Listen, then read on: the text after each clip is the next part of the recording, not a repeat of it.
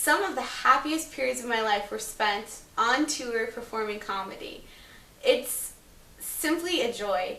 You wake up, shake off the previous night, travel to the next town, do a show, and then engage in activities that require shaking off the next morning.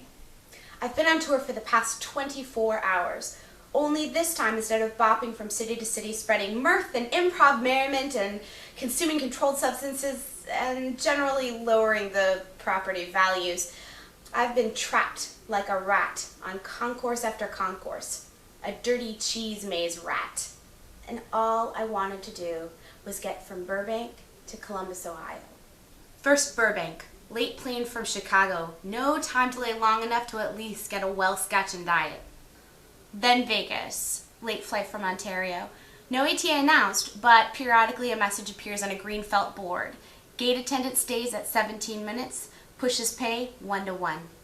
The great thing about the Vegas airport is that it sounds like you're trapped in a room full of R2-D2s, with auto-winding still film cameras stroking off to TRS-80 porn. Amusing for the first 5 minutes, then sociopathy ensues. Then Columbus was fogged in. They described it as freezing fog. I had never heard those two words juxtaposed outside of a Magic the Gathering deck. Columbus was a firefly trapped in an ice cube tray, glowing, but with no features distinguishable in a haze of frost. We diverted to the next logical destination, Baltimore, where the state flower is named for an act of domestic violence. Look it up. I did. Apparently, Dayton, Cincy, Cleveland, Indy, Pittsburgh, Louisville, Nashville, Detroit, and sisterfuck West Virginia were all closed too. Either that, or Southwest didn't want us disbanding and finding our own buses, cabs, and rickshaws back to Buckeye Country.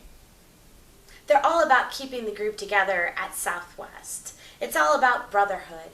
The brotherhood of festival seating, snack boxes, and sticky flight attendants who think they're at open mic night. The Southwest folk dropped us off, promised us that at some point there would be a plane, and then said, "See you in the morning." I amused myself by running in a giant metal wheel. 9 hours later, just as I was wrangling a ticket change to Cleveland, yes, Cleveland, Columbus was still closed due to the weather. Apocalypse ahoy! We boarded. That is, they announced the formation of the boarding line, in which we stood, twitching our whiskers and vibrating our ears for one last hour before headed back to Cowtown. It is great to finally be here.